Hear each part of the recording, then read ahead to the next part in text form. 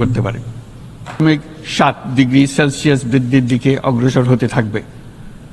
তাই বাংলাদেশের মতো জলবায়ু ঝুঁকিতে থাকা দেশগুলোতে অভিযোজনের জন্য ব্যাপক বিনিয়োগের আহ্বান জানাচ্ছি।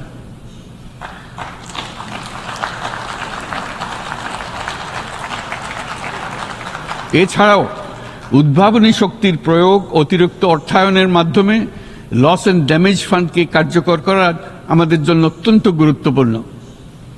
একইভাবে আমাদের প্রয়োজন প্রযুক্তির সহজলভ্যতা, সক্ষমতা বৃদ্ধি।